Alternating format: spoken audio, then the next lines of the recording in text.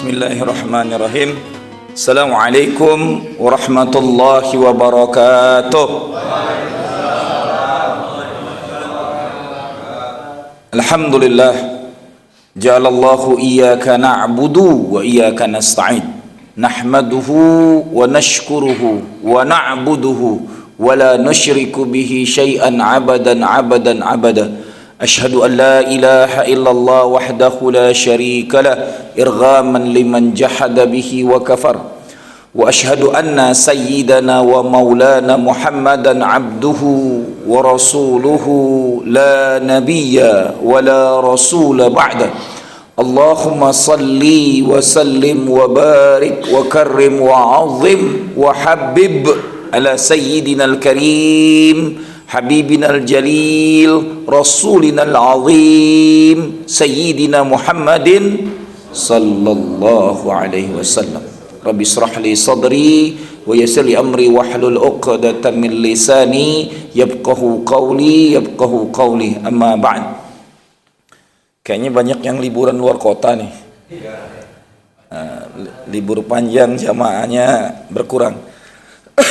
Semoga yang liburan dan sehat, pulang dengan selamat dan tak kurang apapun. Kita yang hadir pun selalu dalam berkah Allah Subhanahu wa taala.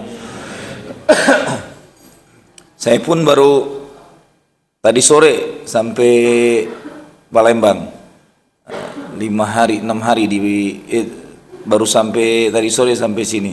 Dari Palembang di sana 5-6 hari. Menziarahi kuburan orang tua. Tapi saudaraku yang dimuliakan Allah, hari ini kalau ngelihat jadwalnya hari terakhir bulan Zulqa'dah. Besok sudah mulai puasa. Kadang-kadang yang di-share cuman jantungnya puasa aja hari Arafah gitu. Padahal yang sangat-sangat dianjurkan puasa 9 hari gitu. Mohon dipersiapkan, ajak keluarga, ajak anak, ajak istri, saya bangunin semuanya.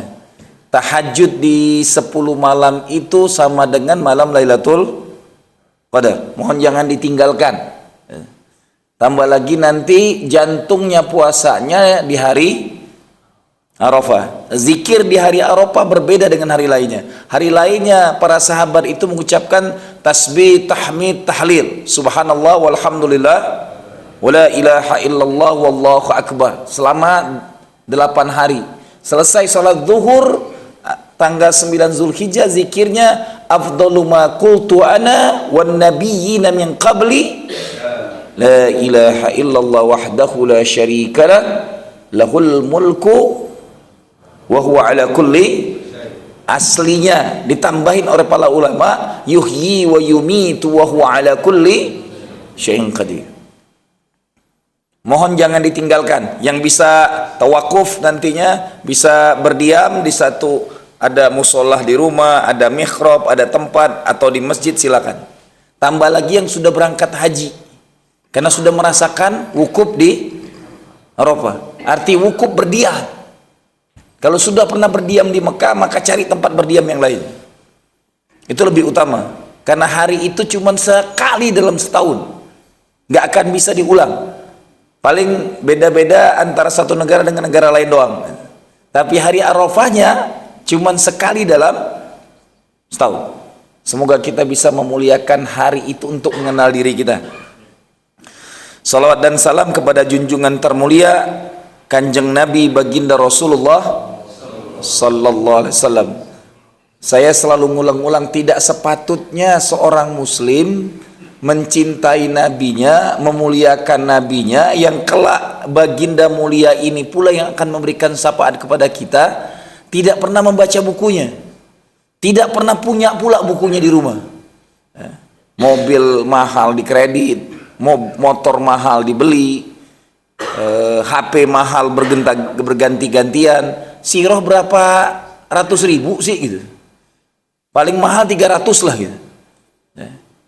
Saya cuma mengatakan mencintai Rasulullah itu lebih utama daripada kita mencintai anak dan istri. Dan sebaliknya, istri pun demikian. Istri dan anak tidaklah lebih wajib mencintai ayahnya atau suaminya daripada baginda Bu, Pak, ketika Anda dulu mengenal istri, ada yang pacaran berlama-lama, tujuannya untuk mengenal. Untuk mengetahui karakternya, sifatnya, wataknya, tingkahnya, pri kehidupannya, cocok enggak nih dengan gua gitu. Yang akhirnya jadi istri. Sebegitu detailnya Anda pengen mendapatkan seorang istri sampai mengenalnya sekian lama. Ada yang sampai 10 tahun, ada yang 5 tahun, ada yang setahun, ada yang cuma ditaarufkan langsung jadi gitu. Ya. Macam-macam caranya. Saya cuma mengingatkan, mengenal seorang istri aja setelah nikah masih terus memahaminya. Itu cuma bini itu. Bahasanya, Rasul ini lebih dahsyat daripada istri.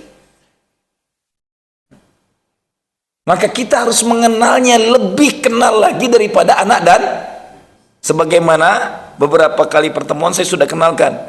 Bani Israel dan orang-orang ahli kitab mengenal Rasulullah itu lebih kenal daripada anak dan cucu-cucu mereka.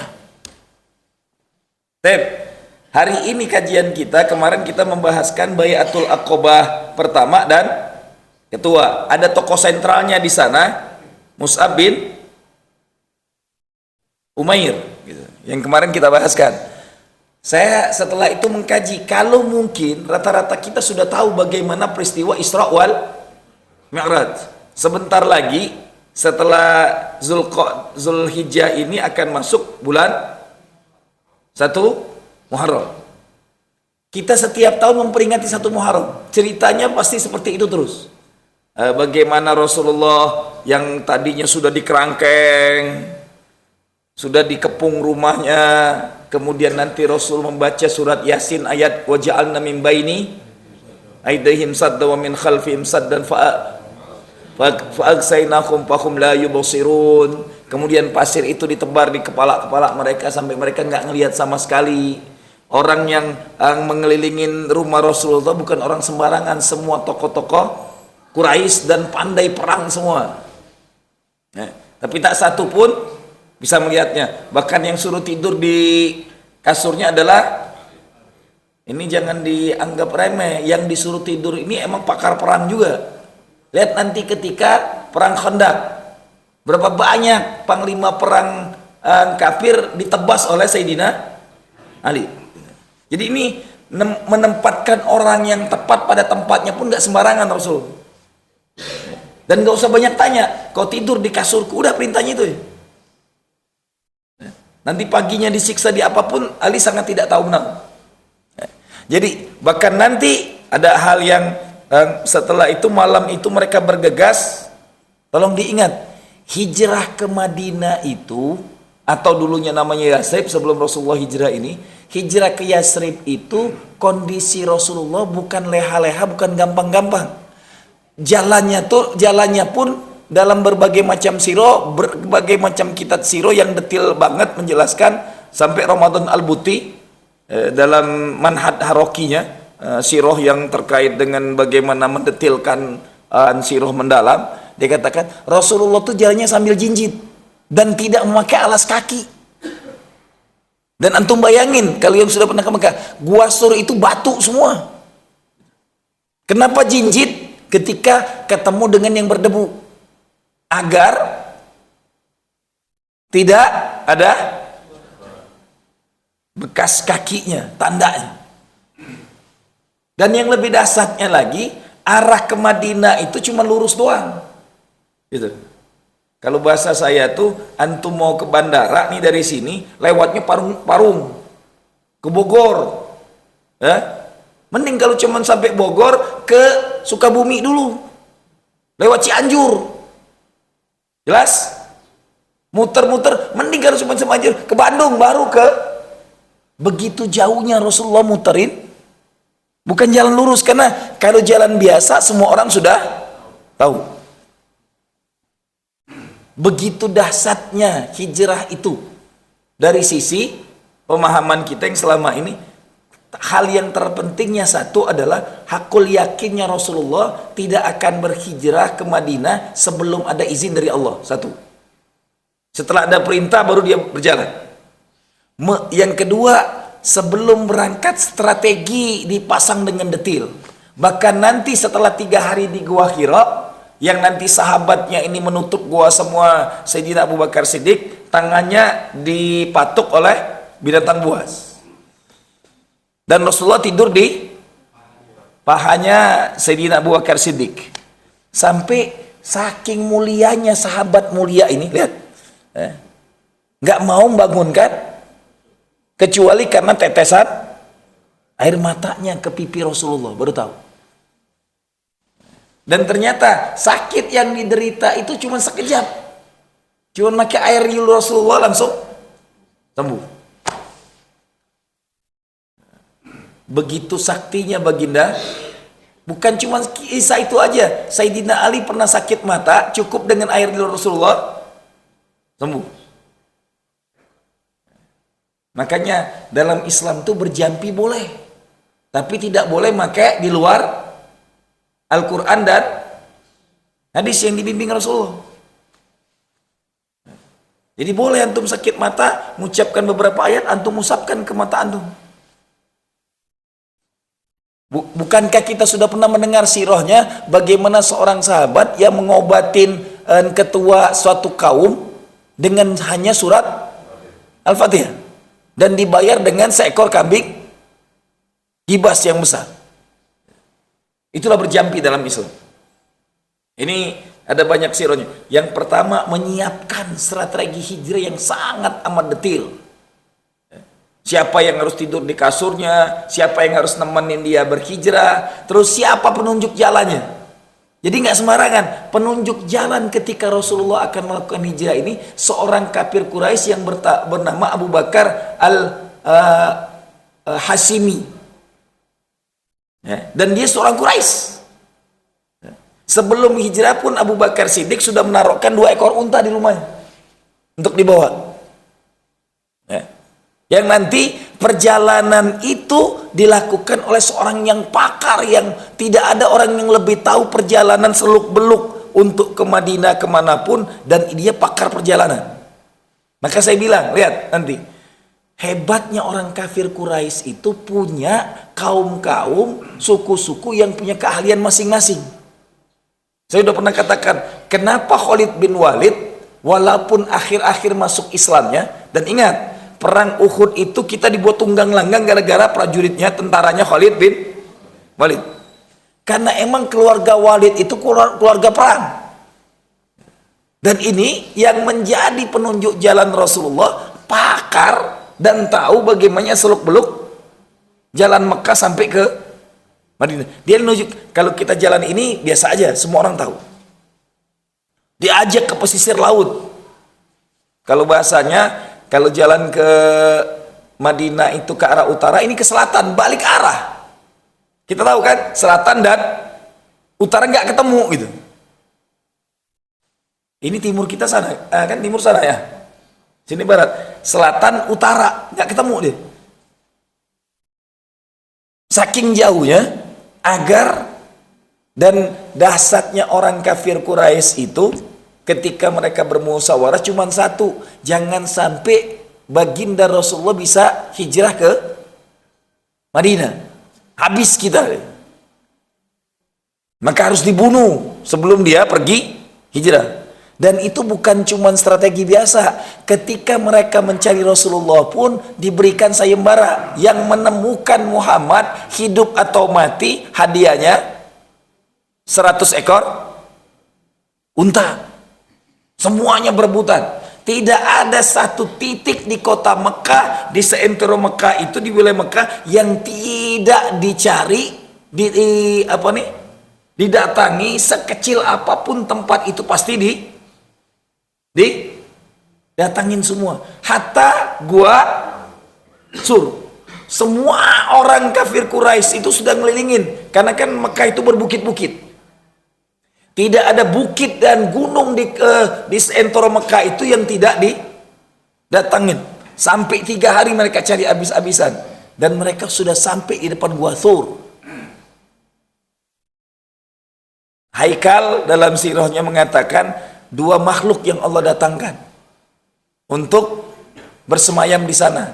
Satu adalah laba-laba yang buat sarang, nutupin pintu gua. Yang kedua adalah burung dara, burung merpati yang sudah ngerem. Bukan cuma burung, sudah punya sangkar, sudah punya telurnya di situ. Dan mereka nggak mungkin ada yang masuk di sini karena sudah ada sarang laba-laba dan burung bertelur, nggak mungkin. Secepat itu Allah. Makanya nanti kalau bahasa Al-Quran itu wa makaru makara wallahu khairul makirin. Itu terjadi dalam hijrahnya Rasulullah. Makanya sampai hari ini orang Mekah itu sangat amat memuliakan burung dara. Karena sirohnya adalah burung itulah yang menyelamatkan hijrahnya. Antum kalau ke Mekah ke Madinah, burung itu orang Mekah nggak ada yang megang-megang kayak kita, dikejar-kejar, diusir-usir gitu. Karena burung itu kalau sakit pun mereka ambil ke rumah, mereka urus. Tapi nggak kita, kalau kita diurusin di rumah masing-masing, sampai taiknya ganggu tetangga. Tapi ini burung Masya Allah, banyaknya luar biasa. Karena burung itu ada dalam siroh. Bagaimana hijrah tidak akan terjadi kalau tidak ada burung merpati yang jaga di depan guanya. Ini siroh yang nantinya ketika perjalanan Rasulullah itu hampir setengah bulan. Ya, dari mulai pertama kali di Gua Hira sampai ke ternyata dulu Kuba itu bukan bagian dari Madinah. Belum dimasukkan Yasrib, masih di luar Yasrib sampai ke Kuba. Orang-orang Kuba itu sudah akan tahu datangnya Nabi. Setiap hari mereka tuh dari pagi udah nungguin, nggak muncul-muncul. Sampailah nanti jam siang yang kelihatan Fata Morgana udah mereka tinggalin. Belum ada, terus tiap hari sampai mereka bosan sudah, yang ditunggu nggak datang-datang. Dengan bahasa mereka nggak akan selamat. Ada yang menduga dibunuh oleh orang-orang Quraisy karena udah kelamaan. Padahal itulah siasat yang dilakukan Rasulullah. Karena orang semuanya nyarinya langsung ke kota Madinah. Cuma jalannya jauh, muter kemana-mana. Sampai satu-satunya yang bertemu adalah Suraqah bin Malik. Karena dibisikin, satu-satunya yang ketemu. Itu pun dengan semangatnya dapat 100 ekor unta, bawanya tombaknya, dibawanya panahnya. Bisakah dilakukannya? Tersungkur kudanya di depan Rasulullah. Dan ketika Rasulullah sudah punya kuasa untuk membunuhnya, apa yang dilakukan Rasulullah? Membunuhnya enggak? Yang nantinya Suraqah pulang ke kampungnya mengatakan gak usah cari lewat jalan sana, dia tidak ada di sana sama sekali, malah akhirnya membela. Begitulah dakwah berjalan. Saya malah lebih tertarik, akhirnya setelah itu saya kupas. Sebelum Rasulullah masuk ke Madinah, kenapa namanya Yasrib? Dan itu nanti termasuk dalam suratnya di Allah Yusuf. Di surat Yusuf ada tentang Yasrib itu. Yasrib itu artinya salah satu bahasanya itu saroba yasrobu, tukang berbuat dosa.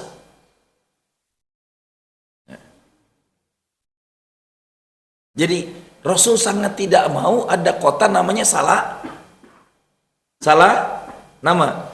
Tapi di banyak kitab termasuk di sini sejarah kota Madinah disebutkan kenapa namanya Yasrib, karena orang yang pertama kali datang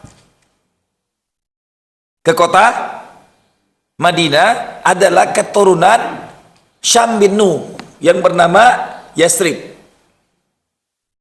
Jadi dari kalau nama dia dari Syam bin Nuh itu hanya Nabi Allah Nuh, Syam, Yafid, baru Yasrib ini yang turunan kelima dari Nabi Allah Nuh. Jadi kota ini udah tua, lebih tua dari kota Makkah.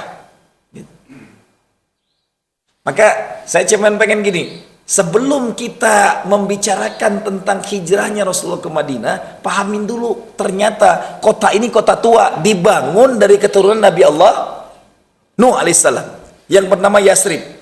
Nama asli dia Yasrib. Setelah dibangunnya, hiduplah dia di sana dengan keluarga dan handai tolanya. Ternyata nanti orang-orang Yahudi ini sudah mengenal Rasulullah itu lewat, ingat, dalam kitab Taurat dan Zaburnya. Saat Yahudi tinggal di Babilonia, dihancurkan oleh Raja Babilonia, 500-600 sebelum Masehi, itu mereka hijrah ke cari daerah yang jauh yang tidak bisa dicengkram oleh ketakutan Yahudi di situ. Dan ternyata Yasrib itu pernah disinggahi oleh Nabi Allah. Dalam sirah saya baca banyak banget. Salah satunya Nabi Allah Musa itu ketika pengen berhaji hijrah ke pernah melewati Yasrib. Ternyata kota Yasrib ini adalah kota persinggahan para pedagang, termasuk orang-orang Quraisy atau Mekah. Dan emang dari zaman dulu kota ini kota pertanian yang sangat terkenal dengan kurmanya. Kenapa kurmanya hebat? Karena di sana sebagian tanah Madinah itu adalah daerah Arroh. Arroh itu adalah tanah hitam yang vulkanik, yang sangat subur, gitu. Daerah vulkanik itu tanah yang berapi, itu Harrah. Itu Madinah. Jadi dari dulu orang Madinah itu terkenal dengan pertaniannya. Yang pertama adalah kurma, yang kedua anggur, dan yang ketiga gandum. Itu Madinah sudah terkenal dari dulu. Dan emang berlimpahnya air di Madinah. Makanya nanti ada 7 sumur selama Rasulullah hidup di Madinah yang dipakai oleh Rasulullah untuk mandi dan minum. Ada 7 sumur. Saking banyaknya sumber air. Nanti ada 1 sumur yang dikuasai Yahudi. Kata Rasulullah, barang siapa membebaskannya, maka Allah akan bebaskan dia dari segala azab di neraka jahanam. Itulah yang membebaskannya, yang bernama Sayyidina Utsman bin Affan, yang dikenal dengan sumur Raumah, yang sampai hari ini wakaf Sayyidina Utsman bin Affan masih abadi, ya, menjadi hotel-hotel gara-gara sumur itu. Penghasilan sumur itu adalah besarnya, panjangnya, luasnya kebun kurma yang sampai hari ini kurbannya masih ada di Madinah. Saking luar biasanya kota itu penuh dengan air. Berbeda dengan Mekah, kota tandus bebatuan. Saya baru sadar, ternyata kenapa Allah tidak kasihkan Taif, gitu. Kan dia udah ke sana. Kenapa Allah pilihkan kota ini? Sepertiga kota ini adalah daerah Harrah tadi, tanah vulkanik. Sebagian besarnya lagi gunungan. Jadi kota Madinah ini adalah kota yang Allah buatkan asli bentengnya alam. Jelas? Nah, lihat nanti ketika perang Khandaq, mereka masuknya dari gunung untuk masuk ke kota itu. Karena nggak ada jalan lain. Karena semuanya diliputi dengan gunung-gunung semua. Jadi kalau Yahudi kebiasaannya bangun benteng sampai hari ini, Rasulullah disiapkan Allah bentengnya alam. Ini yang luar biasanya. Jadi matang banget Allah menyiapkan satu kota untuk peradaban ke depan. Yang disiapkan dengan detil, infrastrukturnya lengkap, airnya melimpah ruah, kebutuhan paling utama. Nah, kalau tidak gara-gara doa seorang wanita solihah di Mekah itu nggak punya air yang sangat melimpah ruah, sumur Zam-Zam, nggak ada air sama sekali. Dahsyat wanita itu doanya. Yang luar biasanya antara doa dengan keinginan nggak nyambung. Antum tahu kan doanya, yang sudah pergi umroh haji pasti tahu. Lari-lari kecil kita doanya Rabbighfir warham wa'fu wa takarram wa tajawaz amma ta'lam innaka ta'lamu ma la na'lam innaka antallah a'azzu wal akram. Gak ada minta air. Jadi kadang-kadang kalau berdoa jangan minta yang kita minta. Cari tiktokan aja, jangan nonton tiktok mulu. Begitu yang dilakukan oleh, ingat, amalan seorang wanita solihah mulia, istri Nabi, yang nyantinya siapapun pergi haji, pergi umroh, kalimat itu diucapkan. Bahkan yang dulunya lari-lari kecil itu wanita, sekarang yang diwajibkan lari kecil adalah laki-laki. Doanya nggak masuk akal gitu. Yang dipinta lain, yang didoakan serah diri dia kepada Allah. Begitu dahsyatnya doa. Maka kalau belajar dari Sayyidatul Hajar, berdoa itu adalah mentauhidkan Allah dulu. Baru jangan minta mulu gitu. Wallahu a'lam bishawab. Baik. Ini gambar. Maka pertama saya cuma mengatakan, kenapa Madinah kota makmur yang luar biasa makmurnya. Kota satelit, jalur sutra dilewatin para pedagang. Itu pula yang menyebabkan sebenarnya kenapa baginda Rasulullah harus dibunuh oleh tokoh semua. Ingat, mereka itu sebelum Rasulullah hijrah udah tahu akan hijrah, mereka kumpul di Darun Nadwa. Dan ingat, ada salah satu syaitan yang pembisik setianya di situ. Yang dikatakan datang dari Hijaz. Orang tua yang karismatik, semuanya dia datang itu ngomongkan, saya akan ikut di rapat itu. Nanti dari setiap pendapat-pendapat di rapat itu disanggahnya semua. Kecuali pendapat Mal'un, Abu Jahal. Semua usulan macam-macam dibantahnya.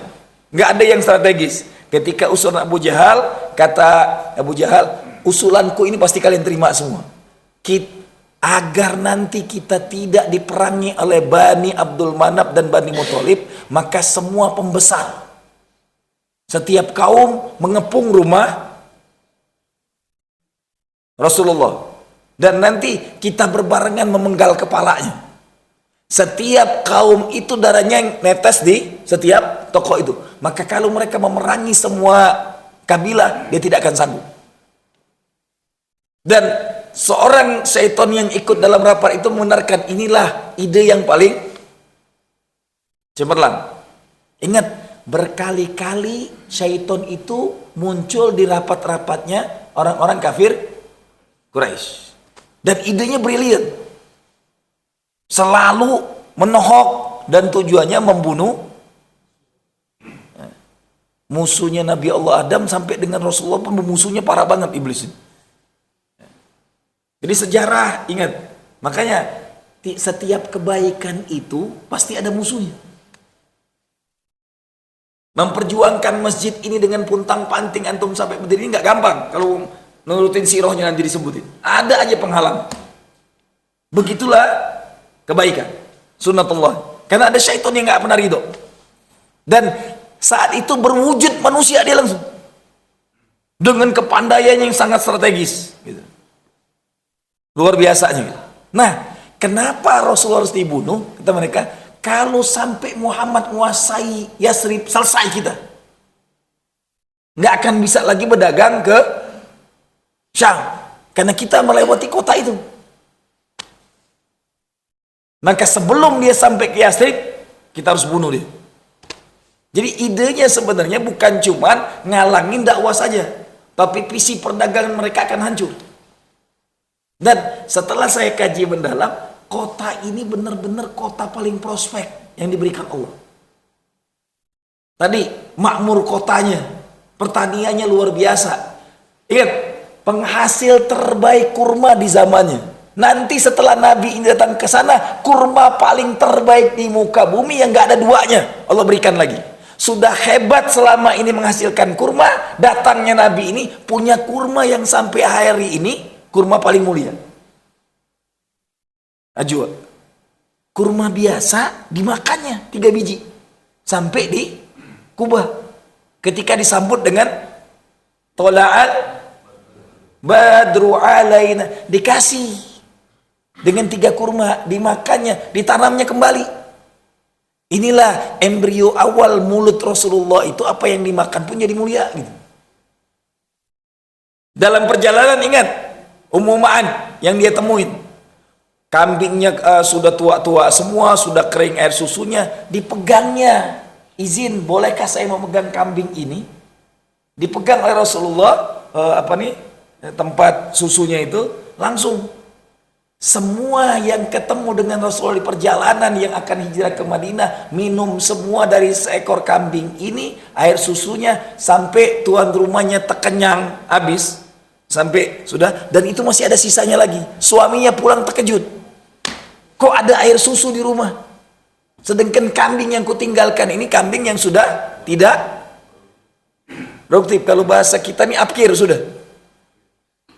Maka dijelaskan oleh Mu'umman tentang orang yang datang ini, wataknya, sifatnya. Nanti kalau dalam sirah, salah satu pemberi ciri Rasulullah itu Ummu Ma'an, yang ketemu Rasulullah cuma sekali itu, tapi kesannya Allahu Akbar, sampai suaminya ingin bertemu dengan Rasulullah dan ingin masuk Islam gara-gara cerita istrinya. Mulianya orang ini ketemu.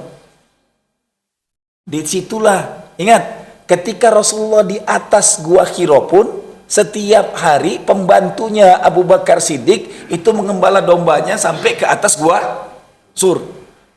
Tujuannya apa? Agar Rasulullah dengan Abu Bakar tidak kekurangan minum air susu kambing. Ya, perjalanan hijrah Rasulullah itu minumannya susu. Halo, bukan susu sapi. Jelas? Susu kambing segar yang diminum.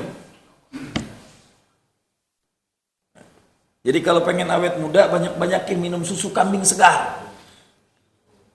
Karena perjalanan panjang berhari-hari ditemani dengan susu kambing. Dan berkali-kali ada pengembala yang ditemui Rasulullah ketika ada batu besar, Rasulullah beristirahat, ketemu pengembala, Abu Bakar memintanya, memerahkan kambingnya, dan dibayar oleh Abu Bakar. Susu kambing lagi. Dalam siro yang saya baca di kitab ini, berulang-ulang selama di perjalanan, setiap ketemu dengan gembala kambing, Rasulullah meminta diperahkan susu kambingnya. Ini kadang-kadang catatan yang hilang. Hanya membacakan siro, ada hal-hal penting. Satu, perencanaan hijrah dengan matang. Kedua, hakul yakin dengan Allah. Dan yakin dengan makar Allah lebih baik daripada makar orang-orang kafir. Perjalanannya didetilkan sampai tidak pakai alas kaki. Antum bayangkan berapa panasnya ketika itu. Ingat, Rasulullah hijrah itu di bulan Safar. Nanti datang ke Mekah bulan Rabiul, dan tepat ketika Rasulullah berada di kotanya Madinah itu tanggal 12 Rabiul Awal. Tanggal itu tanggal lahir dan meninggalnya. Ternyata hijrahnya pun disamakan dari berbagai macam siro. Jadi lamanya berjalan dari bulan Safar. Kenapa bulan Safar? Karena yang Safar itu bulan perjalanan. Melakukan perjalanannya pun hijrahnya bulan Safar. Muharram, Safar. Jadi Safar itu bulan jalan-jalan. Jadi kalau untuk pengen jalan-jalan, bulan Safar. Cuman kondisi Mekah, Madinah parah panasnya. Ingat, Madinah itu kalau panas lebih panas dari kota Mekah. Kalau dingin lebih dingin daripada kota Mekah. Begitulah Madinah. Yang sampai hari ini masih terjadi.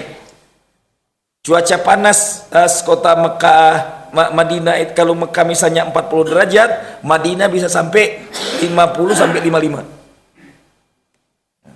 Kalau keluar dari hotel tuh rasanya bes, karena kita habis pakai AC, pas keluar terasa banget. Ya. Nah, sirah yang saya pengen sampaikan itu utamanya, tolong pahamin dulu, kota Madinah ini kota lebih tua daripada Mekah. Dibangun sejak keturunan langsung Nabi Allah Nuh alaihissalam. Ya. Setelah dibangun, nanti tahun 500 atau 600 orang-orang Bani Israel Babilonia hijrah ke Yasrib.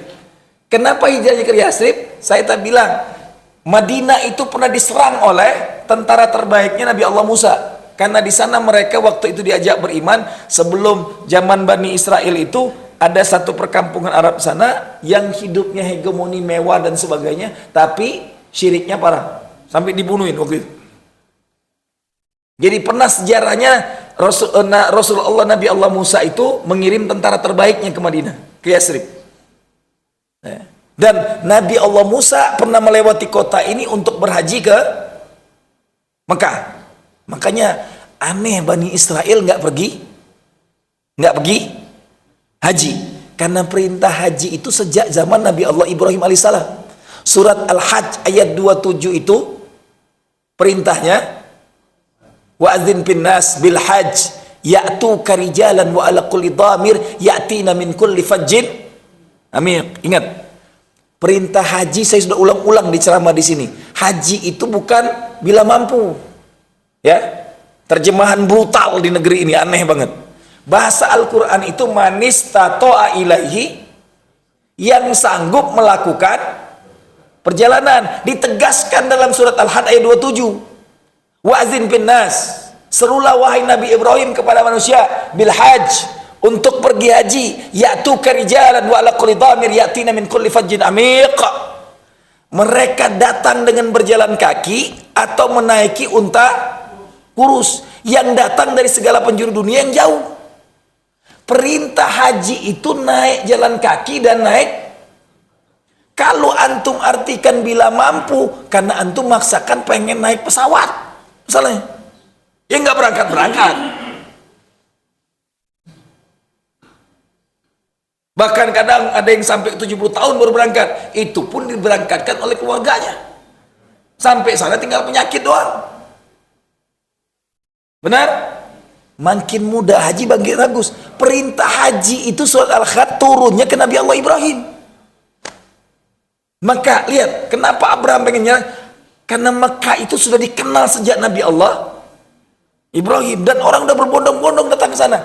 Sirahnya saya baca kota Madinah pernah disinggahi oleh Nabi Allah Musa alaihissalam ketika berhaji ke, sayang ini nggak pernah diungkap oleh Yahudi. Nabi mereka paling mulia Musa itu hijrah datang singgah ke Madinah ingin berhaji ke kota Mekah. Maka kalau bahasa saya, kalau Nabi Yahudi paling mulia Musanya aja berhaji, apakah Nabi setelahnya tidak berhaji? Halo? Pasti ngikut. Logika besarnya gitu aja. Tidak mungkin Nabi mulia Musa yang diutus ke Bani Israel berhaji, setelahnya pasti ke Mekah. Dan mereka tahu nanti hijrahnya Rasulullah itu adalah kitab mereka. Ingat, diulang-ulang kan dalam Al-Quran itu cerita tentang Bani Israel. Lihat nanti di surat As-Saff ayat 6. Wa iz qala Isa ibn Maryam inni Rasulullah ilaikum musaddiqan lima baina yadayya minat Taurat wa mubasyiran bir rasul ya'ti min ba'di ismuhu Ahmad. Nabi Allah Musa itu membenarkan Taurat dan Zabur dan mengajarkan itu dan menjelaskan kepada Bani Israel tentang akan datangnya seorang nabi yang bernama, berkali-kali tentang nabi ini diulang-ulang. Nanti tentang Nabi al-Umiyan, ya, yang sudah dijelaskan dalam kitab Taurat dan Injil, diulang terus berkali-kali dalam Al-Quran itu. Tentang orang-orang Yahudi tahu Nabi itu umi, nggak bisa baca tulis. Ribuan tahun mereka udah tahu Nabi itu buta huruf, dan hijrah nanti ke Madinah. Lihat nanti, saya cuma pengen mengatakan setelah tinggal di Madinah, Bani Israel ini emang watak liciknya keluar selalu. Kaum asli yang datang dari keluarga Sam bin Yafid ini dibunuh musnah nanti. Baru nanti ada dua kaum besar yang datang dari Yaman setelah kampung mereka bendungannya jebol. Hijrahlah mereka ke Yasrib juga, yang dikenal dengan kaum Aus dan Hujrat. Ratusan tahun kaum ini diadu domba selalu oleh Bani Israel. Antum harus sadarin nih, ternyata sirah itu kembali. Tingkah laku Bani Israel itu berhati-hati, selalu ngadu. Divide et impera itu ilmu Bani Israel sejak dahulu. Belanda berarti. Belanda belakangan. Yang datang Belanda ke sini itu Bani Israel, Pak. Antum baca lagi sirahnya, 350 tahun negara ini dijajah VOC. VOC itu perusahaan dagang Yahudi terbesar zamannya. Bukan Belanda, VOC itu perusahaan dagang milik Yahudi yang jajah negeri ini lama. Jangan ngomongin Belanda, makanya kita ini ditipu mulu. Senok hogronya tuh Yahudi yang ngancurin Islam. Gitu. Jadi antum lihat, belum kita lahir Yahudi udah bercokol di negeri ini. Unilever. Belum kita lahir orang tua kita sudah pakai Pepsodent. Ya, antum belum lahir, kita masih kecil udah tahu. Umur antum berapa sekarang? Antum? 58. Nah, 58 yang tahun yang lalu pun sudah kita pakai Pepsodent semua. Saking lamanya mereka menjajah negeri ini sampai detik ini. Sudah nyaman antum pakai itu, diomongin siwak pun gak ada yang berubah gitu. Karena udah habit hidup kita dibodohi Yahudi bertahun-tahun gitu. Jadi kalau antum mengatakan kita dijajah Belanda, lah. Negara Belanda itu negara kecil gitu.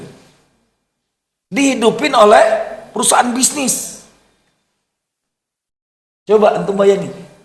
Watak Yahudi itu selalu dari dulu. Dia tinggal di Madinah, kaum Aus Khazraj diadu dombanya, mereka tidak pernah menjadikan orang Aus Khazraj itu beragama Yahudi. Gak ada, gak diajak. 350 tahun menjajah Indonesia. Adakah Bani Israel di sini? Nggak ada. Saking biadabnya Yahudi pun, bahasa penjajahan pun nggak ada negeri. Masuk akal nggak itu? Menjajah paling gila. Inggris setiap menjajah meninggalkan bahasanya, meninggalkan sistemnya, membangun networknya, persemakmuran. Semua negara jajahan Inggris itu maju semua, ekonominya sama, mata uangnya sama hari ini. Rata-rata 4.000 semua. Saudi 4.000 sampai 4.500. Tetangga kita Malaysia ringgitnya 4.000 sampai 4.500. Australia dengan Singapura dibuatkan dolar. Harganya sama, dekat-dekat. Ya, lihat harga dolar Singapura dengan dolar berdekat-dekat. Dan mereka semua bisa bahasa Inggris. Kita dijajah Belanda nggak ngerti bahasanya.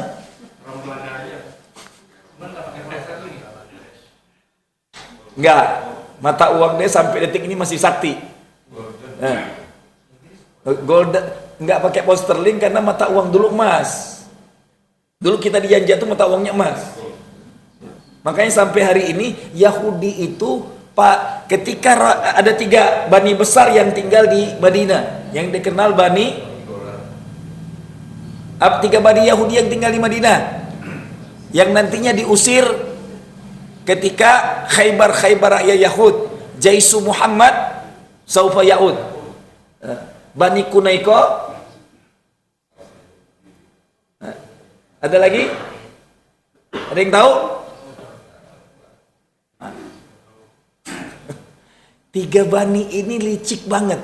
2 suku memihak kepada Khazraj, 1 suku memihak kepada Aus. Dan terus diadu domba oleh mereka. Ekonomi sebelum Rasulullah datang ke Madinah dikuasai oleh Yahudi. Kenapa Yahudi berkuasa? Karena mereka sudah bisa baca tulis dan membaca kitab. Baru saya tersadar, kenapa nanti ketika Rasulullah akan hijrah ke Madinah, Bai'atul Aqobah dengan kedua langsung membludak. Dan ketika sampai ke Madinah diterima dengan baiknya, karena mereka lelah disuruh perang saudara.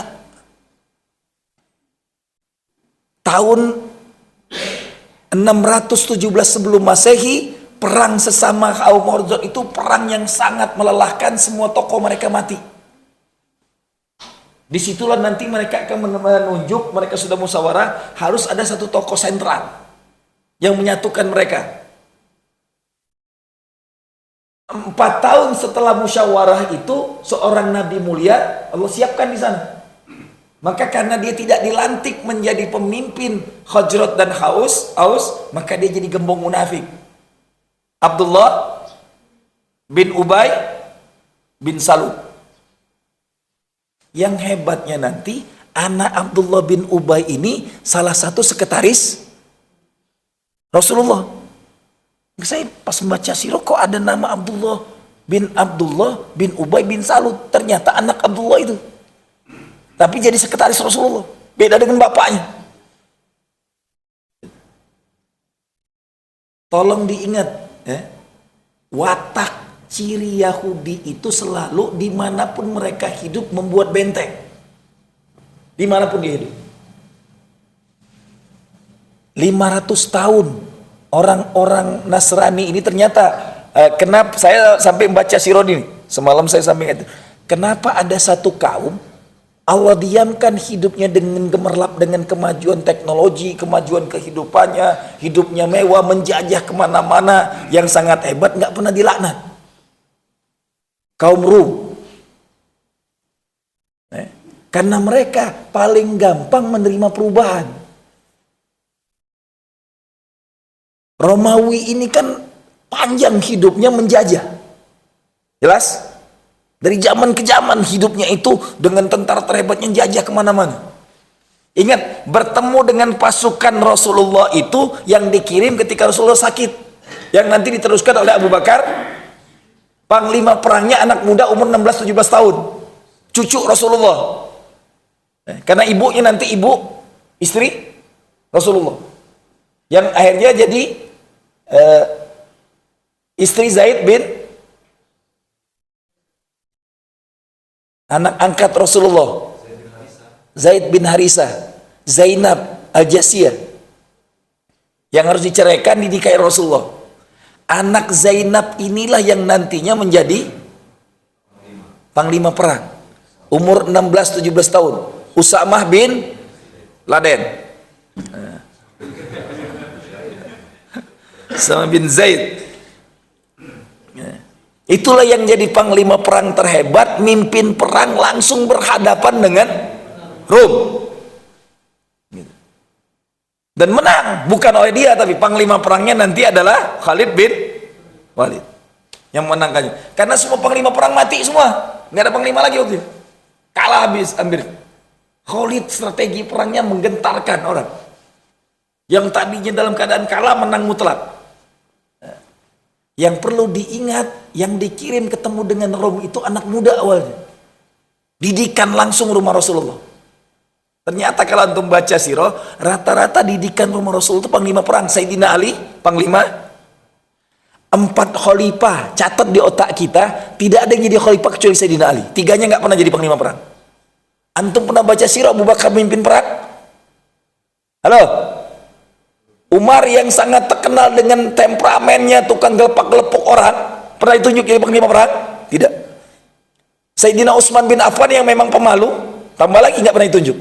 Tapi satu yang tinggal di rumahnya, dibesarkan dari kecil, diambil Rasulullah. Jadi panglima perang terbaik di perang Khandaq. Kita sekarang anak kita jangan pakai mobil, nanti nabrak. Bapaknya aja salah doanya, nabrak benar habis itu. Allimu auladakum bisibah warrasam wal khaim. Ajari anak kamu berenang, memanah, dan kalau sekarang berkuda langka, yang kecepatannya 250 tenaga kuda sudah ada gitu. Ajari bermobil. Jangan bapaknya pintar, anaknya nggak boleh, bahaya. Akhirnya maling-maling bawa mobilnya, jedebuk, nabrak sendiri. Jadi ada 3 sunnah yang kita tinggalkan. Berenang, memanah, dan hari ini kita nih ditipu nih. Tadi kata POC, hati-hati. Saat nanti munculnya sebelum Al-Malhamatul Kubra, saat Allah menyiapkan munculnya Imam Mahdi, semua teknologi canggih musnah. Dan penipuan hari ini dasarnya Yahudi, dari awalnya mata uang tipuan kertas, Ingat, lari ke cuman angka-angka doang dalam HP. Bu, suaminya kalau ketinggalan HP balik lagi. Benar? Bini ketinggalan hari-hari gak pernah cari gitu. Ya. Karena sekarang HP ini lebih dompet dari dompet. Ya kan itu? Angka-angka uang kita cuma dalam bentuk angka hari ini. Saat teknologi hilang, angka ini hilang semuanya. Hati-hati itu. Bahasa Saddam, habis semua. Antum miskin semua. Maka siapa yang berinvestasi dari sekarang dalam bentuk emas, itulah yang paling cerdas nanti. Karena zaman itu mata uang akan kembali kepada dinar dan dirham. Alhamdulillah hari ini negeri ini melek banget gitu. Sampai langka emas. Bahkan emasnya besar-besar dari Jawa. Emas Jawa.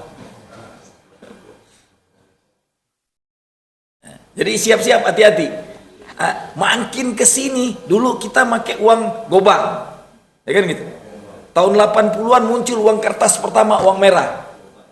100 rupiah. Habis itu muncul uang kertas zaman kita masih kecil 500 warna hijau. Bangga banget punya itu. Saking ditipu Yahudi itu, bodohnya gitu.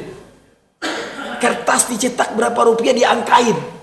Di Indonesia 100 ribu, di Amerika sekarang $1 sama dengan 17 ribuan.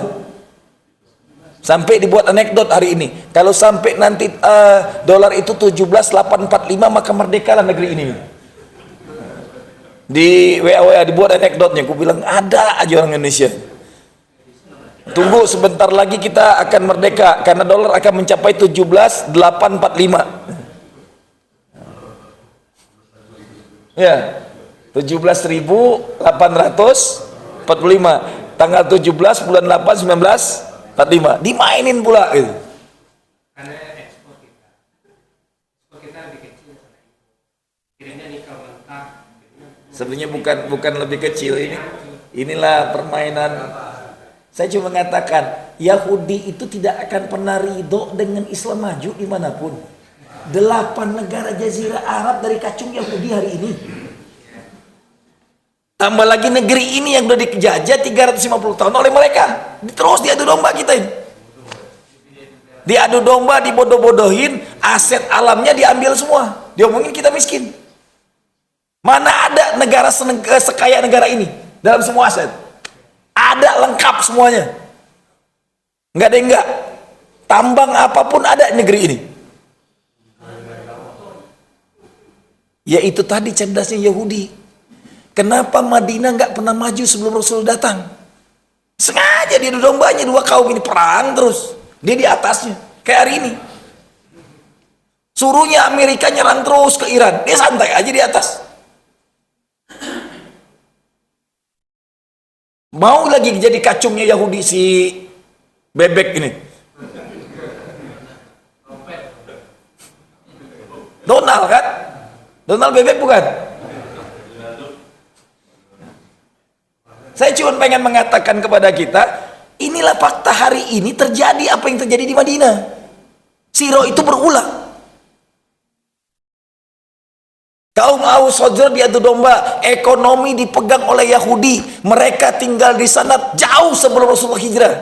Yang diasabdakan dalam kitab mereka, Nabi itu ummian yang akan diusir dari kaumnya, tinggal di satu kota dijelaskan detail tempatnya.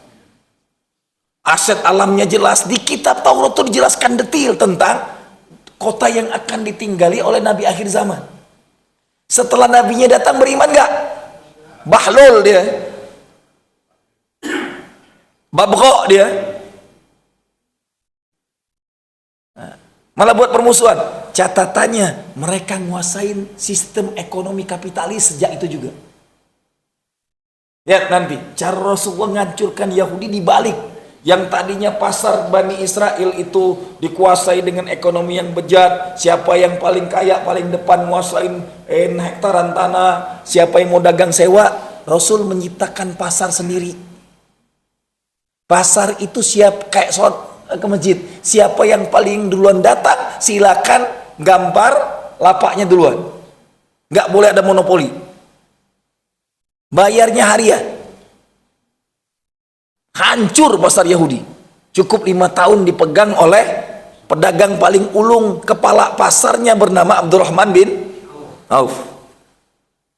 Menghancurkan Yahudi, membalikan sistemnya.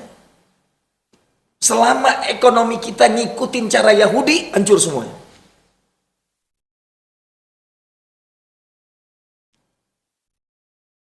Jelas? Baca ketika kenapa dipilihnya Madinah, sudah tahu sebelum Yahudi itu. Nabinya akan hijrah ke sana.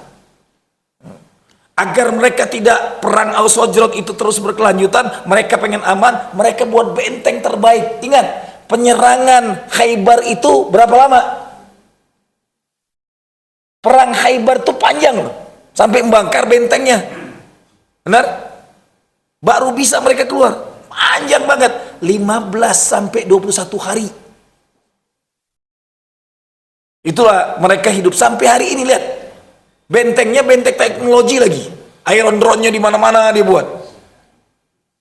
Sudah itu mereka udah biasa dari dulu, mereka buat barak tuh dari dulu. Dan emang mental mereka tuh udah tahu mereka akan selalu diserang. Ini Bani paling bahaya nih, dimanapun dia tinggal buat kerusakan. Terjadi revolusi industri di Eropa itu gara-gara Yahudi pengen berkuasa. Yang tadi Anda bilang, kan revolusi industri itu penjajahan paling luar biasanya. Orang-orang bukan Yahudinya, menggunakan tangan orang Eropa. Revolusi Prancis. Revolusi besar-besaran. Dan itu penjajah utamanya. Makanya nanti setelah sadar, satu-satunya kaum Eropa yang sadar cuma Hitler. Kita ini diadu domba. Ingat, perang saudara orang Eropa itu panjang. Nah, dibunuhnya nih karena mereka ini pengadu domba. Nggak ada satu negara Eropa waktu itu bersatu, nggak ada. Perancis perang dengan Inggris. Nanti negara tetanggaan yang pernah jajah kita, Portugis perang dengan Spanyol. Berebut wilayah kekuasaan jajahan terus, mereka sama mereka perang, diadu domba terus. Karena mereka di atasnya ada POC tadi, Yahudi yang menyekam. Jadi Eropa pun sampai hari ini dikacungin oleh Yahudi sampai detik ini. Yang pintar Jerman dong. Pada zaman itu, antum sekarang ke Jerman lebih parah lagi. Sinagog terbanyak. Saya ke Dresden, 150 sinagog di sana. Aku bilang, waduh. Sampai Holocaust itu kan memperingatkan pembantaian Yahudi. Jadi dibalik yang dulunya mereka dibantai, sekarang dibuat empati. Hanya khalifah akhir zaman yang akan menyelesaikan masalah ini. 40 tahun berkuasa, 9 tahun emasnya. Tidak ada dalam 9 tahun itu, tidak ada satupun orang Islam yang miskin. Hidupnya makmur, berlimpah ruah. Tidak ada kemiskinan dalam umat Islam. Setelah Dajjal musnah oleh Nabi Allah Isa, huru hara akhir zamannya lebih parah. Muslim dimusnahkan Allah semuanya, tinggal muncullah kaum paling bengis, memakani semua manusia, muncullah Ya'jud wal Ma'jud. Habis air kering, semua kehidupan kering. Makanya film-film yang dibuat oleh Yahudi di Amerika itu sudah menggambarkan mereka buat Ya'jud wal Ma'jud itu kayak apa tuh? Yang jalannya zombie itu.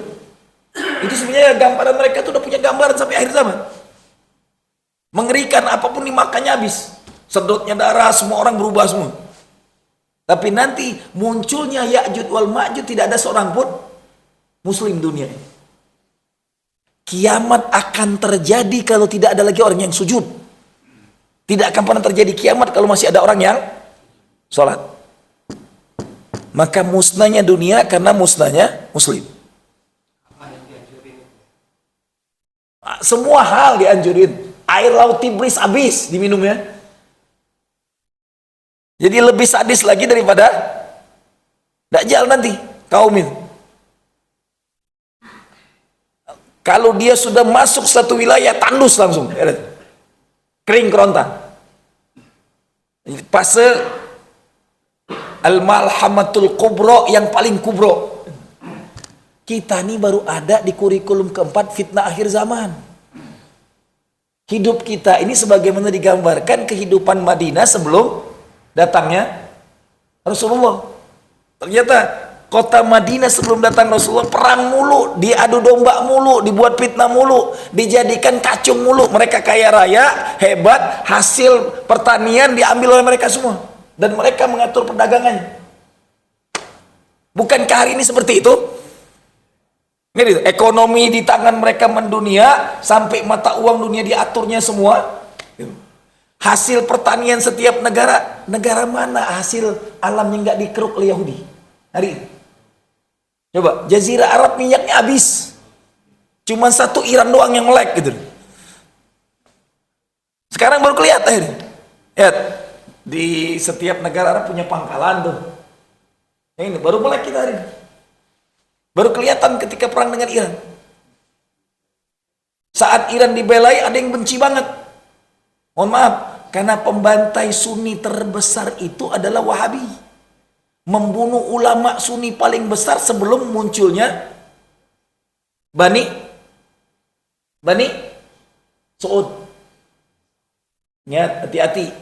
Mereka itu membantai ulama-ulama Sunni yang ada di Mekah Madinah habis-habisan. Maka habis itu setelah membantai Sunni, Karbala dihancurkan habis-habisan. Pembunuhan Syiah terbesar itu oleh Wahabi di Karbala. Maka kalau ada haji banyak masalah, langsung dihubungannya tingkah laku orang-orang Syiah. Baru akhir zaman ini Syiah dikatakan kafir. Hati-hati ini, hati-hati kalau antum otaknya sama dengan Wahabiyun yang mengatakan Syiah kafir. Kalau antum berani mengatakan Syiah kafir, berarti kekhalifahan Islam pernah kafir. Dampak bahayanya mengatakan Syiah kafir. Kapan? Di zaman Fatimiyah yang ada di Mesir. Ingat, Fatimiyah itu pernah jadi khalifah Islam. Ya Syekh, Ustaz. Ya, hati-hati ini. Fatimiyah itu nanti tumbangnya setelah muncul penaklukan Palestina oleh panglima besar paling hebat zaman itu. Tahu namanya? Salahuddin Ayyubi. Itu diakuin oleh kerajaan Fatimiyah, inilah orang Syiah yang paling hebat menaklukkan Palestina. Setelah dia jadi khalifah, dirubahnya semua sistem Syiah kembali kepada Sunni. Baru berubah setelah Salahuddin Al-Ayyubi berkuasa. Kalau kita katakan Syiah kafir, maka khalifah Islam pernah. Halo? Dampaknya hati-hati. Kemana-mana nanti. Mungkinkah Allah akan menunjukkan khalifah itu kafir? Kalau kafir bukan khalifah namanya. Seperti kita sekarang ini. Siro mengatakan Fatimiyah bagian daripada khalifah Islam. Dari 12 Syiah di dunia ini, cuman satu yang tegas banget sebagian ulama besar mengatakan kafir. Syiah Isna Ashar, itu aja. Selebihnya mereka sangat hanif. 11 golongannya nggak dikafirkan oleh ulama-ulama fikih. Ini general semuanya. Nauzubillah min. Padahal siapapun masih sholat umat Rasulullah. Nauzubillah, inilah fitnah akhir zaman. Terus diadu domba. Seneng pula kalau ngomong Syiah kafir itu seneng gitu. Bahkan aneh nih sekarang. Semua umat Islam belain Iran daripada belain kacungnya Yahudi gitu. Bertahun-tahun, ratusan tahun lagi. Yang dibahasnya hal-hal ece-ece, membid'ahkan amalan umat Islam. Bencinya ke umat Islam, kabina-bina cek orang Sunda mah gitu. Kabina-bina gitu. Benci lah. Sejak bangun tidur sampai tidur dibenci semua amalannya. Apa aja salah gitu. Kagak ada yang benar amal kita. Dia sendirian paling panitia masuk surga. Sampai baiker sunnah, baiknya aja sunnah gitu. Kalau sudah ustadz sunnah, kiai sunnah, pengajian sunnah biasa, baikernya pun lain pula, nauzubillah min dzalik. Gitu. Antum tambahin lagi motor pula. Hati-hati ngaji akhir zaman ini, hati-hati. Dan emang sudah disebutkan Rasul dalam hadisnya, akan datang hari-hari penuh fitnah. Seakan-akan yang paling ngaku paling sunnah itu yang ngerasa paling benar. Nanti akan ada muncul hadis, ada 400 hadis fitnah akhir zaman. Salah satunya akan muncul satu kaum yang ngaku paling sunnah, tapi agama tidak pernah sampai ke kerongkongan mereka. Sampai ke rongkongan, di sini doang, nggak sampai ke hatinya. Itulah apa sih? Caci maki doang yang gua. Banyak pula pengikutnya gitu. Halo, kalau di sini ada masih nggak tobat-tobat. Nauzubillah min dzalik. Baik, panjang ini ceritanya. Ingat, kota Madinah sebelum hijrah sangat mencekam. Dikuasai kaum paling parah. Mereka udah tahu, jadi mereka sudah hidup mewah sebelum Nabi Allah datang. Dan dari dulu lihat, nanti ketika Rasulullah berperang, berkhianat nggak dia? Pernahkah dia berkhianat kepada Nabi Allah Musa? Bukan lagi berkhianat. Izhab anta wa rabbuka faqatila inna hahuna qaidun. Nabi Allah Musa aja dikulikan. Kalau sudah diajak ngelewatin laut, dikejar-kejar Fir'aun, sudah selesai, datang ke Palestina, mau masuk ke Palestina, mereka saking takut, penakut kaum ini sebenarnya, sangat penakut. Pergilah ente Nabi Allah Musa, izhab anta wa rabbuka, bersama Tuhanmu, faqatila, maka bunuhilah orang-orang yang ada di Palestina. Inna hahuna qaidun, kami duduk-duduk di sini, biadab itu. Al-Quran yang ngomong, inna hahuna qaidun, kami duduk-duduk santai di sini. Kalau mereka sekarang klaim Palestina milik mereka, lah. Sebelum mereka ke Palestina sudah ada kaum yang tinggal sana, kaum Arab, Bani Aram, orang-orang Arab asli. Mereka menjajah datang ke sana, diajak masuk nggak mau. Sekarang mengklaim Palestina wilayah kami. Dan klaimnya lebih dahsyat lagi sekarang, se-enter Jazirah Arab itu wilayah kami. Dimanapun Nabi Allah pernah menyinggahi itu adalah wilayah Israel Raya. Itulah sampai Madinah pun harus dikuasain. Yang bodohnya kita, gitu. Mau diadu domba sampai detik ini. Semoga sadar, hancurnya kota Madinah sampai nggak punya pemimpin, banyak pemersatu. Makanya ketika mereka sudah ngerasa hilang harapan, kaum Aus, Khazraj dan Aus, kenapa tidak seperti Mekah nggak nerima? Karena mereka solid. Jadi Allah nyiptakan ada satu kaum yang hidupnya ratusan tahun perang. Orang-orang Yaman ini. Madinah pun orang Yaman. Di sini negeri ulama Yaman dicaci maki pula gitu. Dua kaum ini kaum Yamani yang tinggal di Madinah. Ya. Jelas? Tep, 6:30. Ada pertanyaan? Cukup? Fadal, fadal. Fadal. Ustaz, tadi cerita yang orang-orang zaman Nabi, kayak Abdurrahman Bin Auf. Waktu zaman Nabi Ustaz nih, pedagang-pedagangnya kan kaya-kaya. Kayak Abdurrahman bin Auf. Sesuai dengan itu riset ahli ilmuwan Islam itu kalau dikonversikan ke rupiah sekarang itu 72.000 triliun. Ya. Kalau si Elon Musk masih 15.000 triliun, masih jauh Ustaz ya. Nah, mereka kan bisnis secara jujur nih Abdurrahman bin Auf. Sekarang itu dari zaman dulu sampai sekarang nih, yang non muslim ini kan biasanya untuk mencapai tingkat atas orang terkaya itu kan secara haram. Ya termasuk George Soros memulai perdagangannya dari narkoba, baru dia sukses. Hampir semua lah. Termasuk di Indonesia juga properti semua misalnya. Itu kan kerjasama dengan aset negara yang dijual sama aparat-aparat ini Ustaz ya.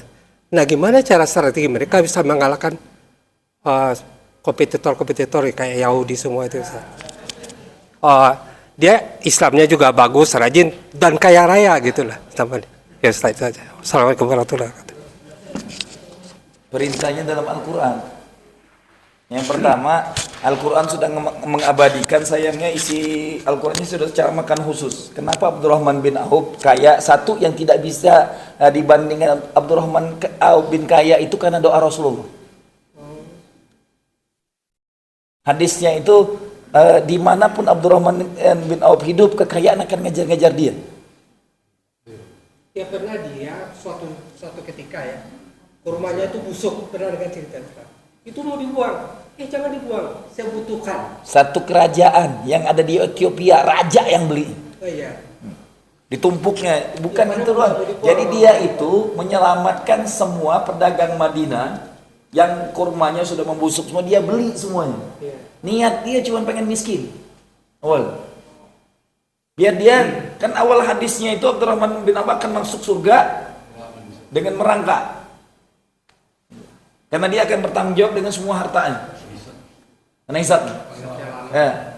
Cuman ketika dia datangi lagi Rasulullah, hanya engkau yang nanti pedagang jujur dan amanah akan bersama Rasulullah dan para anbiya.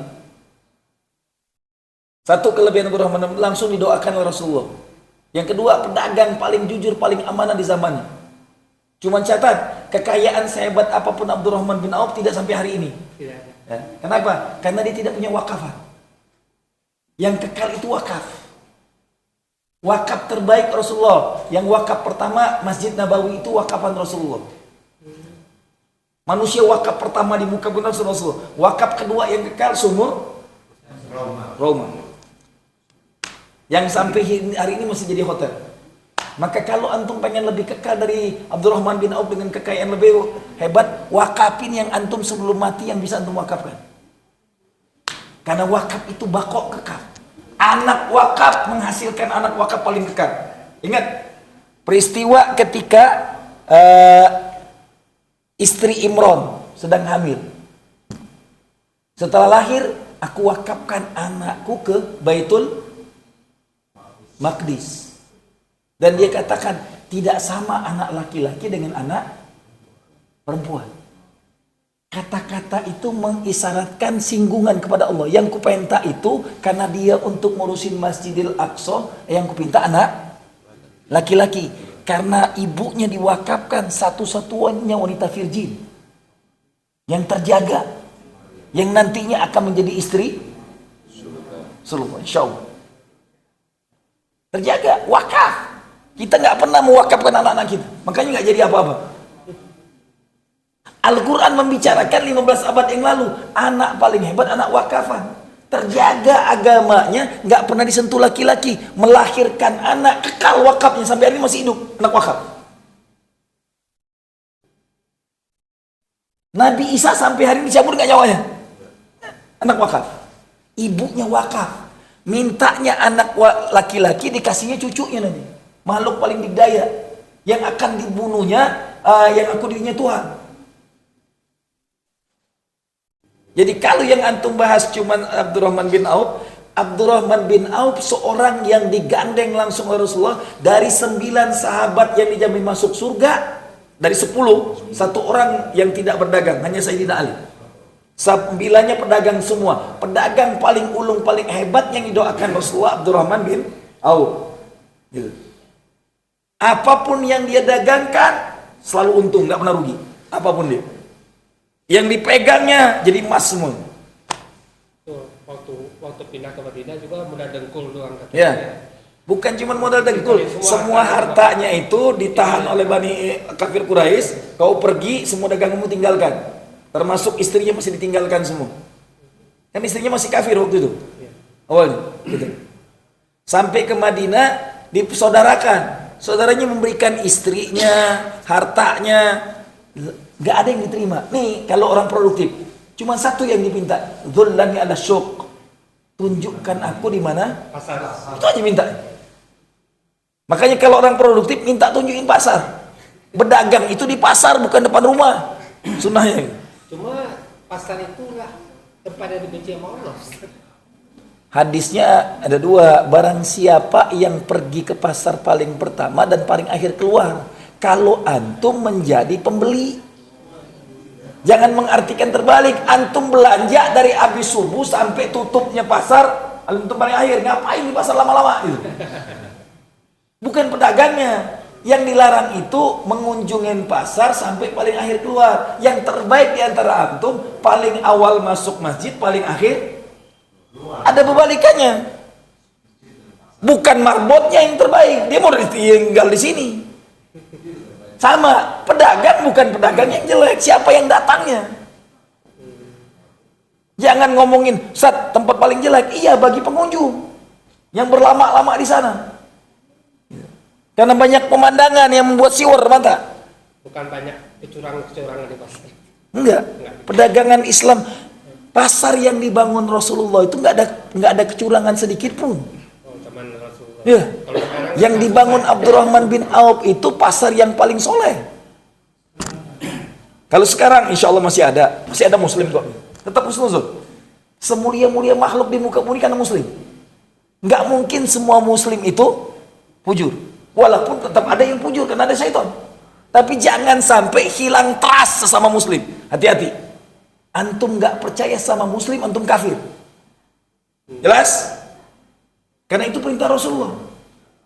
Antum mencaci maki umat Rasulullah, ada yang menghina Rasul.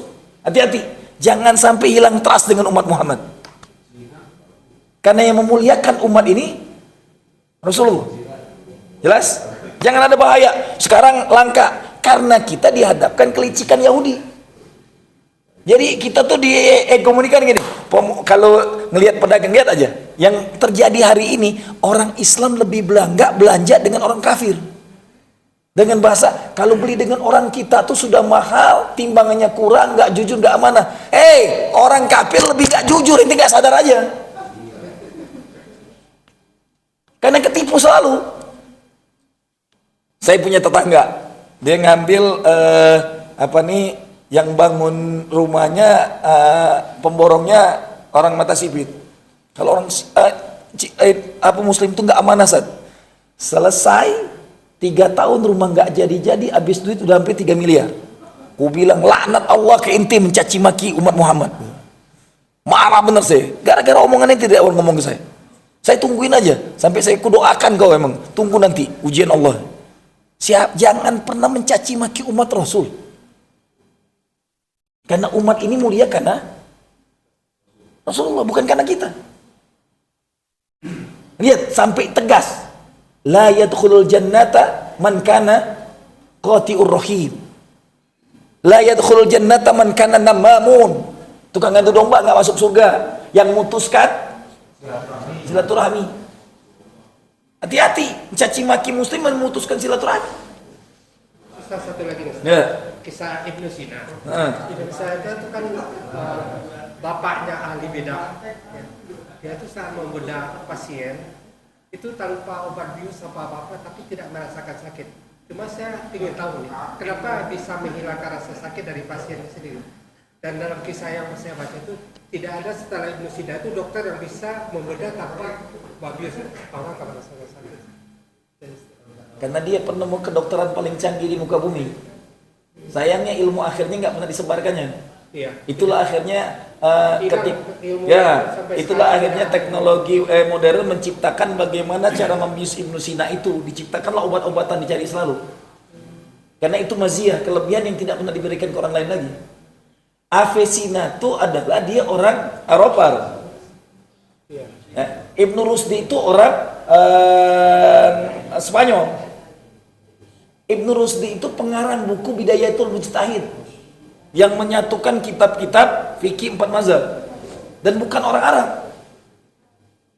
aslinya orang Spanyol. Jadi Avicenna dikenalnya di sana, dan itu mereka kenalnya bukan ke dokter Bapak filsafat, orang Barat mengatakannya, padahal dia pakar kedokteran paling utama yang menghubungkan ilmu kedokterannya dengan tibun Nabawiyah. Hari ini dipisahkan antara ilmu kedokteran dengan Tibun Nabawi. Karena mereka pisahkan, maka saya nggak mau makainya. Saya anti obat.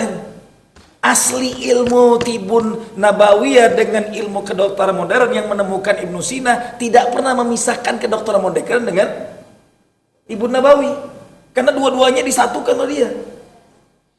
Dia itu bagaimana yang tadinya tibun nabawi nggak pernah mengenal ilmu operasi, ada ilmu lebih baru gitu loh.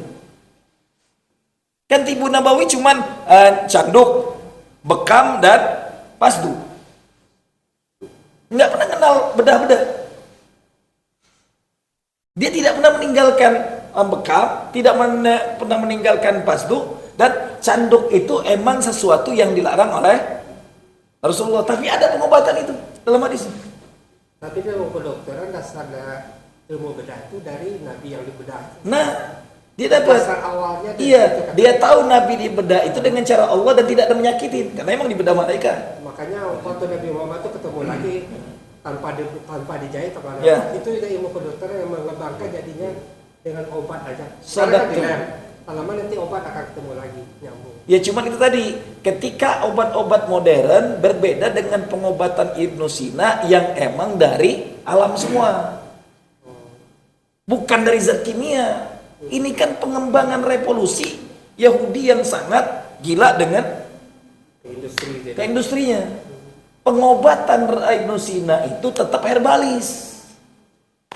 Jangan sampai mengatakan kedokteran itu dari Islam. Iya, kedokteran Islam itu tidak pernah bertentangan dengan apa yang diajarkan Rasulullah. Selalu yang dipakai herbalis. Lihat, kita aja nggak kenal satu pengobatan hebat salah satu Ibnu Sina pakai itu adalah habatus sauda. Yang udah jelas habat itu tidak bisa ngobatin cuma satu, kematian doang. Sahabat perang itu yang dikunyumnya habat, kan untuk imun. Hitam itu ya. Nah kita nggak pernah banyaknya punya di rumah. Saya kalau setiap ke Mekah itu sampai sekarang masih di kulkas itu ada 3 kiloan. Nah, pagi 7 butir ambil, buka puasa 7 butir. Kalau sudah pas makan kurma, saya cecalkan dengan kurma. Wah, segar banget badan. Nggak kelihatan tua gitu. Lah, satu-satunya saya sudah 51, Ustaz. Sudah setengah abad ini umurnya. Makanya kalau ketemu orang kok belum ada jenggotnya, habatus sauda sama kambing aja makanin gitu. Kalau pengen awet muda, kambing, agar cepat punya bini muda. Senang kalau ngomongin itu. Sudah jam 6:30, betul?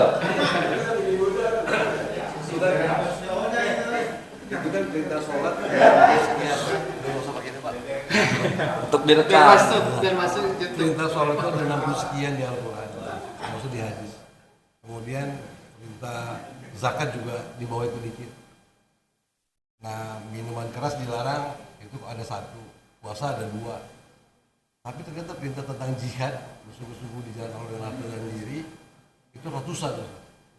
Itu apakah artinya kenapa segitu banyak? Apakah Allah mau bilang kepada kita, ini loh kalau menebus surga saya dengan jihad.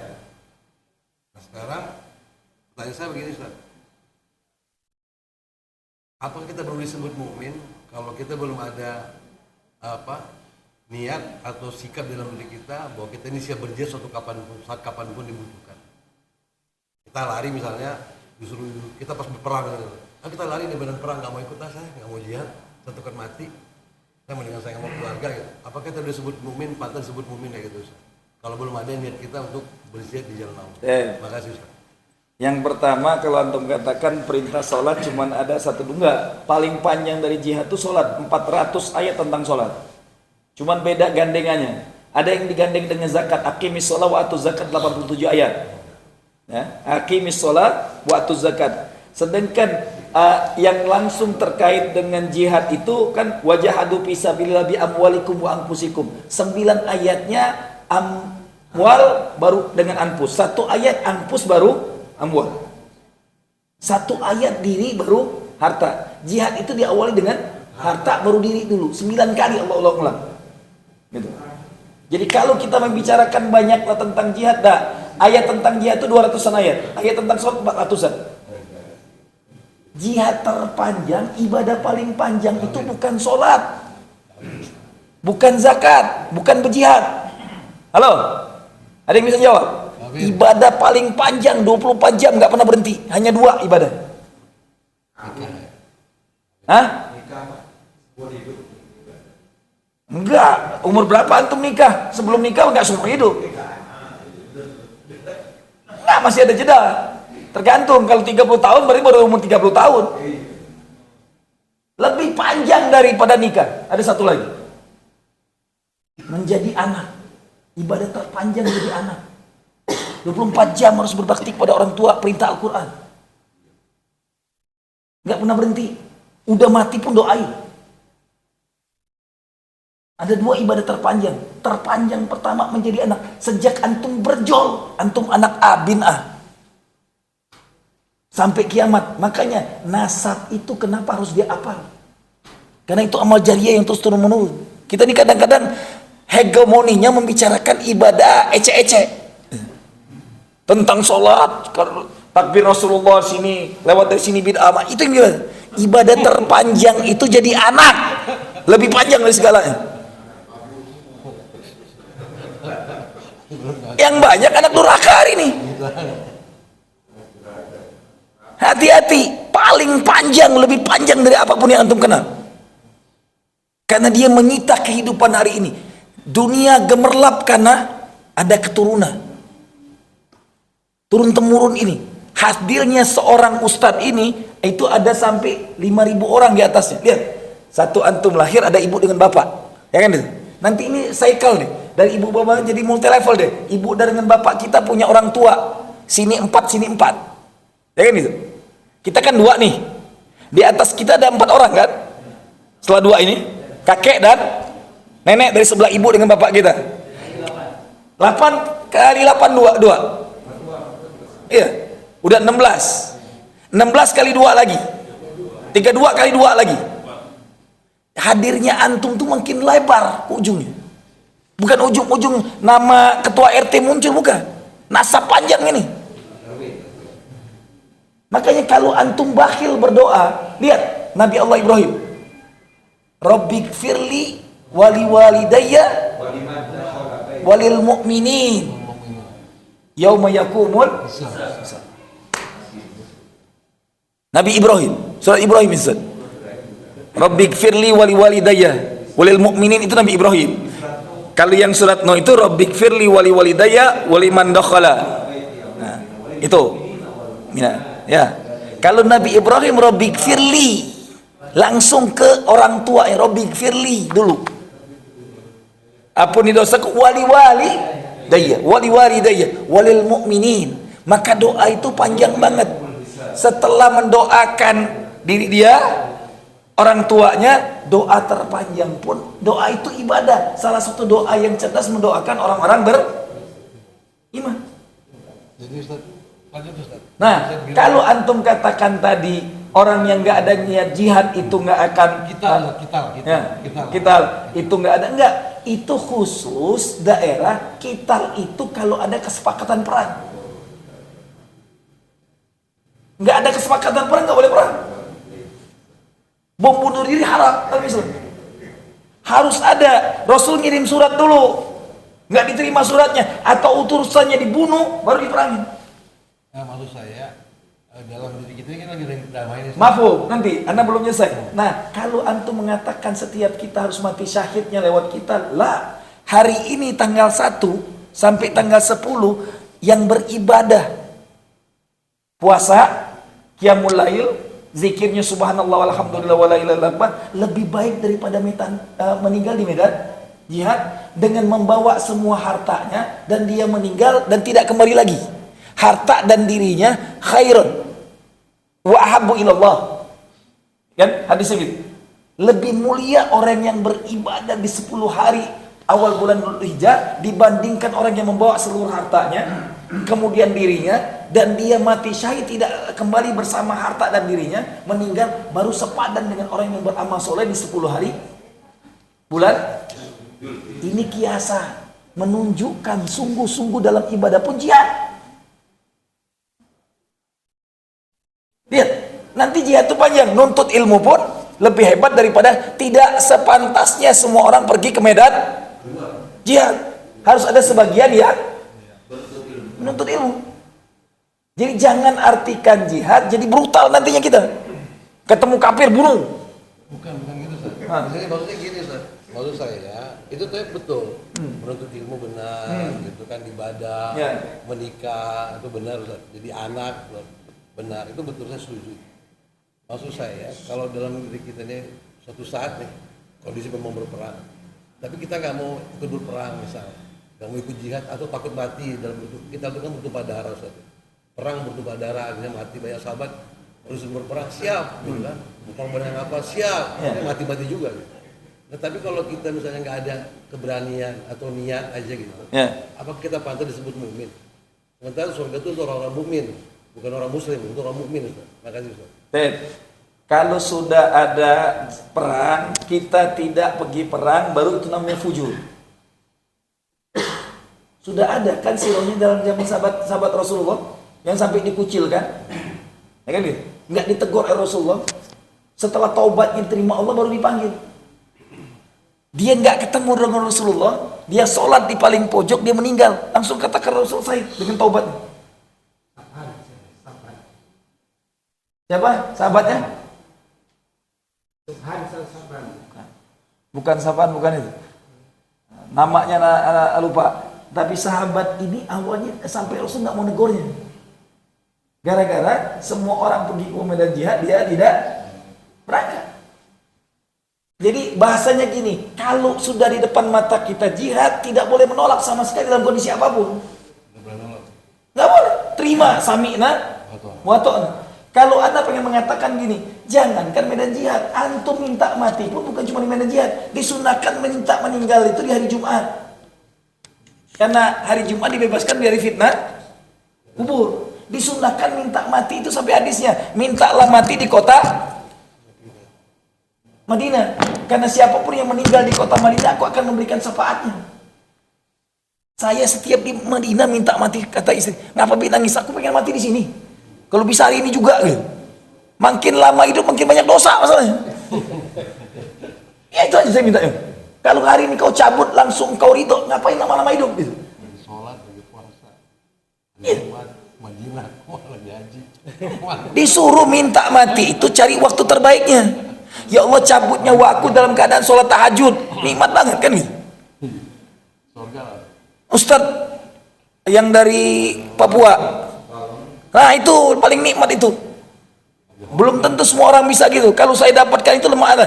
Lagi khutbah di Madinah pula kan enak banget itu. Dikuburkannya di Baki, selesai nih hidupnya. Gak ada yang lebih penting dari itu. Siapapun yang dikuburkan di Baki langsung bila hisab bila azab langsung di taman surga. Jadi nggak harus bicaranya langsung jihad di medan kita. Iya, banyak celah. Bisa minta satu kota lagi, Mekah itu barang siapa minta meninggal di Mekah, dikuburkan di dekat kuburannya Sayyidatul Khadijah, namanya Ma'la. Dua ulama hebat kita dikubur di sana. Yang pertama Syekh Nawawi Al-Bantani, yang kedua bukan Syekh tapi ulama akhir zaman, Maimun Zubair. Kuburan itu dimuliakan karena ada istri paling mulia. Jadi salah satu jihad seorang anak mendoakan orang tua setiap ba'da sholat aja belum dikatakan jihad. Ingat, doa anak yang soleh kapanpun ngapuskan dosa orang tua. Bakhil banget kalau antum doanya cuma ba'da sholat 5 waktu doang.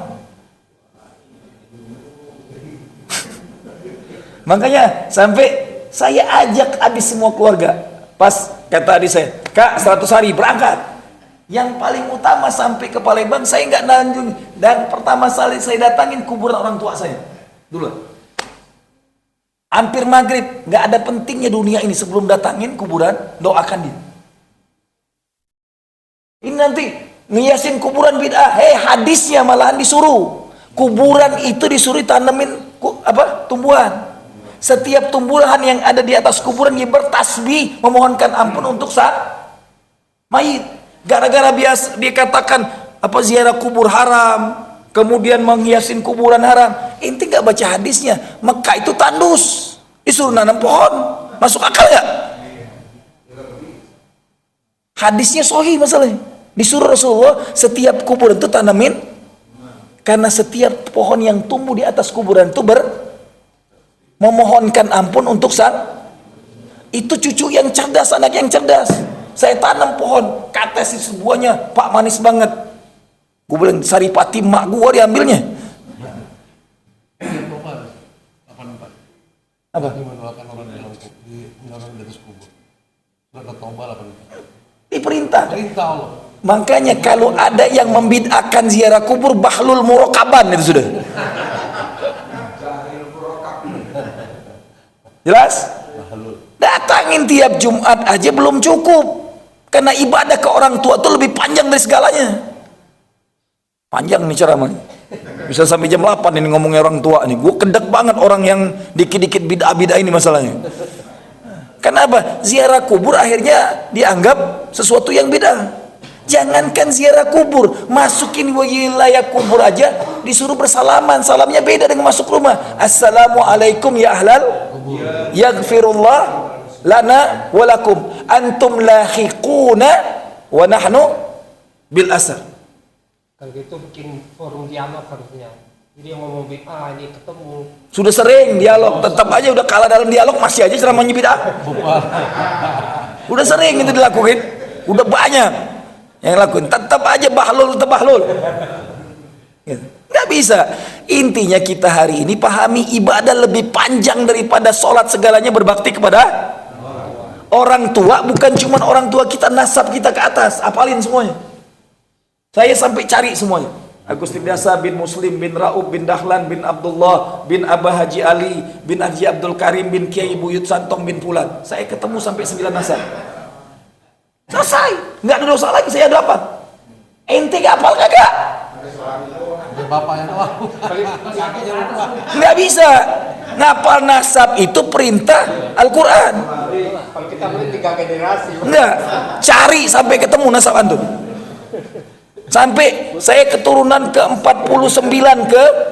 karena orang tua saya orang Kuningan, ke Sunan Kalijaga, Gunung Jati, jauh saya dapat pas bukunya. Ketika kita mencari nasab kita, ada ribuan cara Allah menemukannya nanti. Kalau antum ada niat, 3 tahun saya carinya sampai ketemu semuanya. Cara Allah, karena emang nasab ini ibadah yang dianggap sepele. Dan orang Indonesia gampang banget melupakan nasabnya. Oh, Arab Masya Allah menjaganya benar. Dan itu ajaran Rasulullah. Nabinya ngapal nasabnya. Antum umat Nabi apa umat siapa? Halo. Assalamualaikum warahmatullahi wabarakatuh.